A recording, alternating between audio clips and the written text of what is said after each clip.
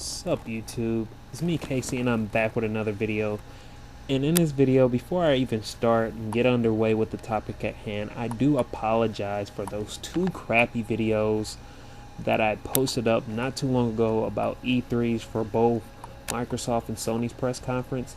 I did not know the quality of the PSI camera would be that bad with the choppy audio and all of that bad stuff, so I apologize for that. So with further ado, let's go ahead and get back to the topic at hand. And what I'm going to do is do a wrap-up video of all of the press conferences for E3 2015 this year.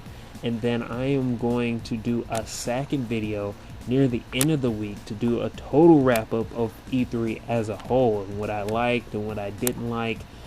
I'll get back to you all for that. So anyways, let's go ahead and start off with Microsoft and get straight to the point. First of all, like I said before, all of their games appeal to the core fan base, which is a good thing. These are games that do not appeal to me at all, such as Halo, Fable, and the Gears of War series. And I know they announced a couple of them that's supposed to be at Gamescom, such as Crackdown 2 and the new game that Platinum Studios are supposed to be working on, and it's supposed to be an exclusive title for the Xbox One. They're supposed to be coming out later this year also. But one thing that I could give Microsoft a one-up on the competition is that majority of their games are going to be coming out and released in 2015, and you can give them kudos for that. This holiday season, you're going to be getting what? Halo, you're going to be getting a remaster of, I think, Gears of War, and you're going to be getting Fable, and I think a couple of other first-party titles are supposed to be coming out later this year as well. So Microsoft, in terms of doing well, they pretty much got you covered. Even the 360 backlog has got you covered, because they announced that you'll be able to play your 360 games, selected 360 games, near the end of this year. They're going to implement it or patch up the Xbox One so that you'll be able to play your 360 games on your Xbox One. So I thought that was pretty great. And they announced a couple of things. I'm not going to get into all of that, but that's how I really felt about the press conference. It was really well done, but there was nothing that really get me excited. But I could understand how the fan base would react to something, so well of a conference. Like, just the conference as a whole, it was pretty well done. If you were a core fan, you would be very excited. Now, to move on, Ubisoft, I thought they did a really good job. Seriously, in my opinion, I thought they did good. They announced titles such as Ghost Recon Wildlands. I didn't think that they were going to release a game like that. It looks great, really. It's an open world, kind of do whatever the freak you want to do. You can ride out in your motorcycle or in the truck. It does not matter what you do. I kind of like that aspect of the game. I thought it was great. A couple of other titles like South Park: The Stick of Truth Part 2. I thought that was great. They followed up with a sequel right after the big hit, The Stick of Truth. I heard that was widely accepted to being a very comedy or comedic RPG game of this generation or last generation. I thought that was great that they followed up with that game. The Assassin's Creed game even looks nice, but I really hope it's not buggy or they really spend more time with it, because there's always something wrong with the Assassin's Creed games that people are just like, do I want it? Do I not want it? It's always a fight and a hassle that you got to put up with the Assassin's Creed games, but those are the highlights, and I touched upon those, and I thought they did a pretty good job in my opinion. Aisha Tyler is like oddly bad, but in a good way. I like seeing her on stage. She does so terrible, but I just like seeing her on stage just doing terrible. I don't even know if that makes sense. It's just the common themes of E3. People just doing terrible, people looking nervous, messing up on their speeches, trying too hard on the stage. I just love all of those stupid quirks at E3. It's just what makes E3 E3. So we move on to EA, and I thought they did a good job as well. I mean, they came right out the gate showing you Mass Effect. Was it Avermeda, or I'm butchering the crap out of that name. We just call it Mass Effect A, and I thought it was great. It's coming out holiday 2016. Kind of upset because I kind of wanted to come out a little bit earlier, but if they're able to iron out all of the bugs and not release too many DLCs, which they will, that would be great. So it's coming out next year. I'm a huge fan of Mass Effect 3 and 2. I do not like part 1, and I don't like how part 3 ended, but I thought that part 2 and 3 were exceptional with their gameplay. Then they came out with this other game at the EA's press conference where it's some kind of 4v4 kind of player game, and it's a 4v4 sword player. And this game looks great, and I think I'm actually looking at it right now. It's called For Honor, and the game looks great. You're in a faction of two different teams, like a blue team and a red team, and it looks like it's in a medieval-ish kind of time, and you got your own group of soldiers along with the 4 people that are already on your team. So you have 4 people on your team, and then the rest of the people that are on your team are just fodder computer AI, and the same goes for the opposing team. So when they go against each other, they're in this lockdown, in this sword fight. It looks amazing. I can't even explain it. Just look up For Honor gameplay demo at E3 2015, and I'm telling you, you would probably be either very excited for something like this, or you're just gonna pass. I thought it was great. I seen that at the actually I saw that at the Ubisoft press conference. Oh my gosh, I got them mixed up. I'm sitting up here talking about the EA's press conference. I'm thinking that For Honor came out for EA. But for EA, they showed off Need for Speed. I'm sorry, guys. They showed off Need for Speed, and it looked great. They have like a kind of a crew thing going on, whereas you can be in a crew and race together. You can do cops and robbers kind of thing, whereas you're going against the police, and you can do your little race or whatever like you would normally do for Need for Speed games. It's Need for Speed. You know what to expect. It's great. It's crazy. It's wacky. You gotta pick it up if you're a fan of racing games and you're a fan of Need for Speed. It's coming out this year, holiday 2015. I mean, really, it's Need for Speed. Then they showed off a couple of Star Wars games. They released an expansion for the Star Wars game, which is Rise of the Empire or something like that. I think they released an expansion for that game to push it forward. It's kind of like on the lines of Mass Effect, you know, the BioWare kind of game. So they got an expansion for that, and they also showed off Battlefront that looked a lot like Star Wars, and that's a pretty good thing there. So they showed off both of those games. Those games look amazing, but I'm just touching upon the highlights of what I liked. I thought that EA did a very good job. I know I'm missing a couple of things, but I thought they did a good job too.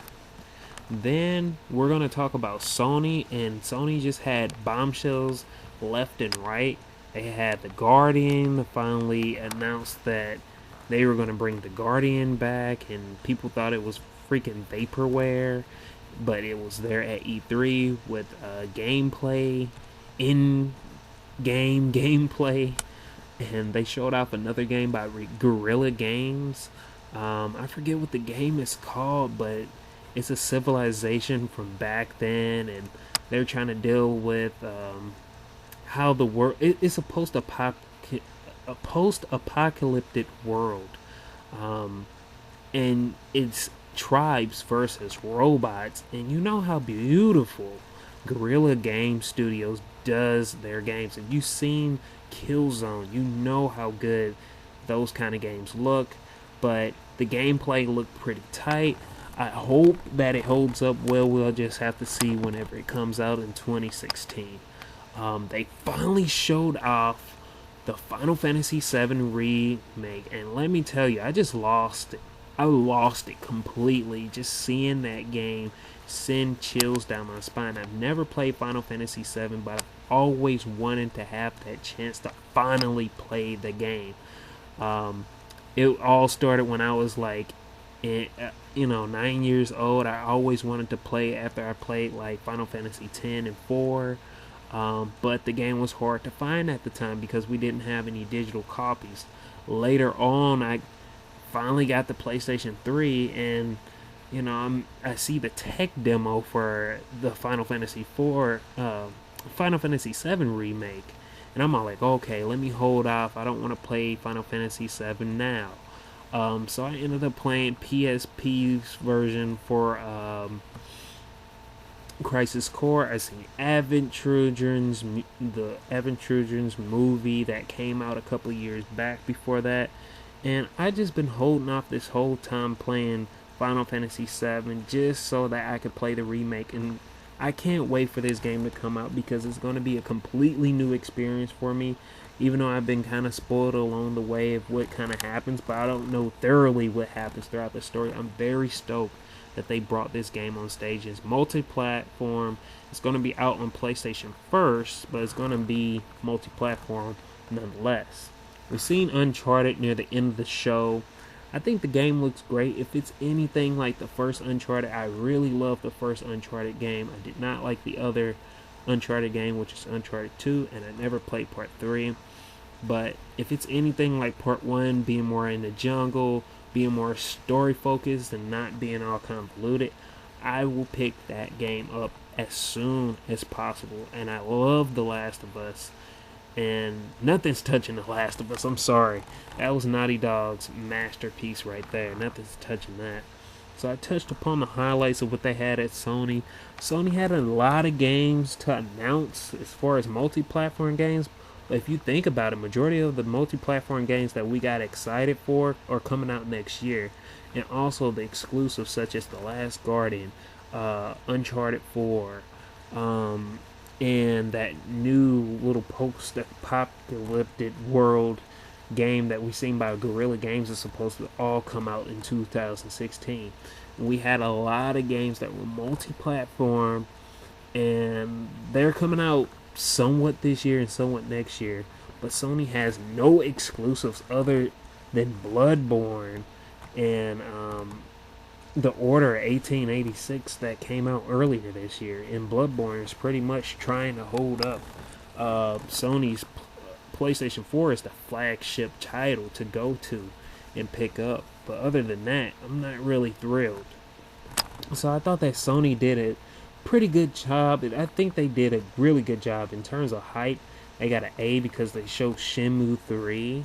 Yeah, freaking Shenmue 3 and Final Fantasy 7 on their stage. But other than that, they're not exclusives. But it was just something to be excited about when watching that press conference. I thought that they did a pretty decent job. I didn't think that they did the best. They did pretty decent. The next following day, we see Nintendo. And I seen this earlier today. And let me tell you, man, I mean, there are games that are out. There's Project Cross Zone. I will name them all that I've seen. Cross Zone. They what is it? Xenoblade Chronicles X. They have a new Mario Tennis game for the Wii U. They have a new Legend of Zelda. This is kind of like the Four Swords adventure almost again on the 3DS. It's coming out this year. What else? A new Star Fox game called Star Fox Zero that's supposed to be coming out this holiday season. Fatal Frame, which they unveiled after the press conference, confirming a release date sometime later this year. They confirmed Mario Maker that's supposed to also be coming out later this year. This new Animal Crossing game that is supposed to be like a board game that I cannot appreciate coming out to the Wii U later this year. Happy Homes for Animal Crossing also coming out later this year. Yokai Watch, a game that a lot of people is starting to develop a cult following. It's not very popular. That's coming out also later this year.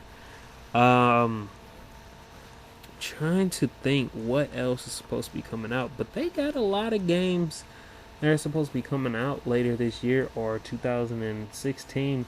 As far as 2016, it's like mainly the Fire Emblem titles, as far as like for the Wii U and the 3DS, and as far as the new Paper Mario game, um,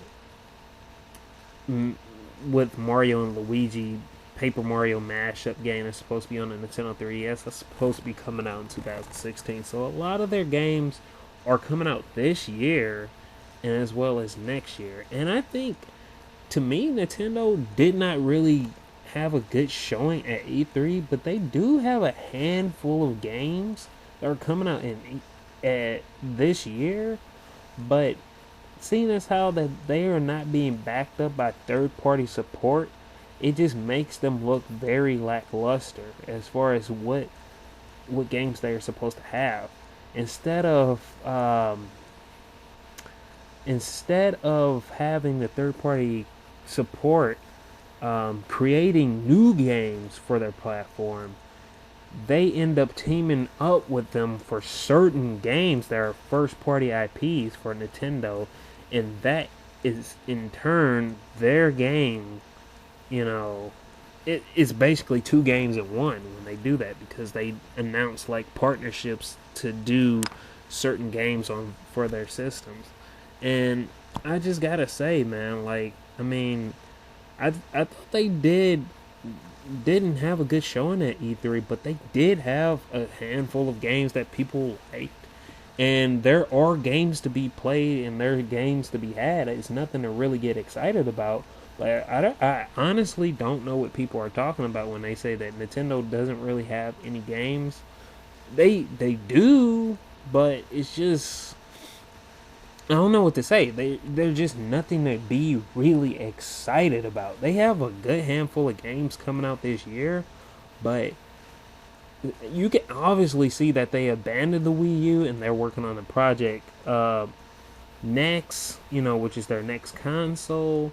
And, obviously they pretty much, like I said, they abandoned the Wii U, and it just seems like, I don't know what to say, but they do have a handful of games, but they're just not exciting. That's all I can say about Nintendo. And Square Enix, they showed off, again, Final Fantasy VII Remake, a lot of Final Fantasy games. There are real RPG games this time. They showed a little bit of a trailer of Final Fantasy 15. They showed off Kingdom Hearts 3 in gameplay and not another trailer. Thank God. But a lot of their games are just far away. And they showed off Deus Ex Human Revolution. I think, Mankind Divided or something like that. So they really had a strong show. I mean, they had a lot more games to announce that I'm not going to get into. But I thought that Square Enix really did have a strong showing this year. They pretty much kind of restored my faith in their series, period. Like their company. They're slowly working their way back, and I see it. All of those titles that they announced, they weren't really what you call new titles, from Square Enix, but they wanted to make sure that the core fan base was there, so they made sure they got all of the games that the fan base wanted, and they delivered. I gotta say, and I just hope they keep delivering. They've established that core, having the Final Fantasy remake, Kingdom Hearts 3, Deus Ex, the Just Cause game, and the Hitman series. You're getting this good mashup of quality and variety, and I like seeing that. And to me, if it was anybody that won E3, I thought it was Square Enix, dude.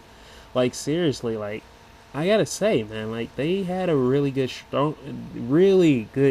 showing this year. Like, I could really appreciate it. And I only could say Square Enix won because the majority of those games appeal to me, and Microsoft games didn't appeal to me that much. But I would say they came in second place.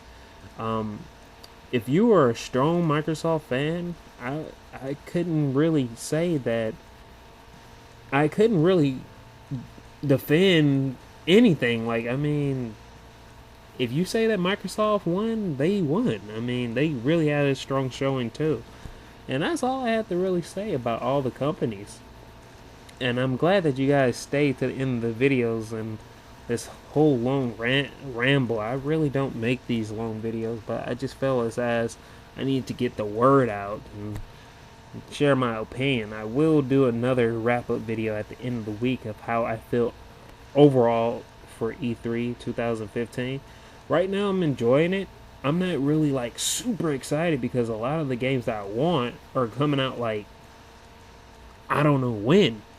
Like the Mass Effect, Final Fantasy 15, and Final Fantasy 7 remake. I don't know when the heck that stuff is coming out.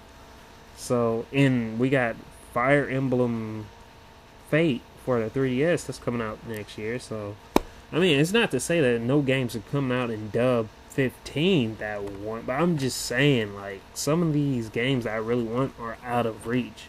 So, it's something to look forward to. And with that being said, Ken91 signing out, and I'll talk to you guys later. Stay tuned by the end of this week. Peace.